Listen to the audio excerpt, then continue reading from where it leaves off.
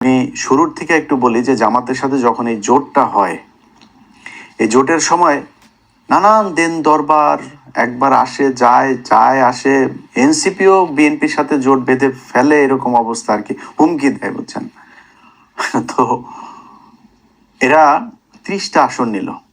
ভাই 30টা আসন কি মনে করে নিলেন আমার বলেন তো একটু। মামুনুল হক 20 আসন, তার 50 আসন দিতে হবে।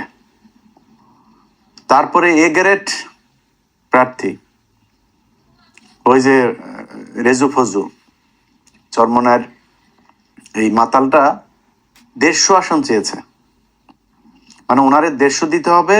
জামাতের নেতৃত্বের জোটে জামাত 100 আসনে করবে, আর অন্যান্য যারা জোটের সঙ্গী আছে তাদেরকে বাকি 50টা। কি শিয়ালের ভাগ, বুঝতে পারছেন।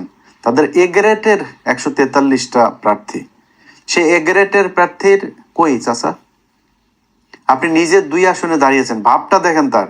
ধরেন দলের প্রধান আছে না, যেমন খালেদা জিয়া, শেখ হাসিনা, ওনারা যেমন দাঁড়াইতো, তারেক রহমানও 2 আসনে দাঁড়িয়েছেন।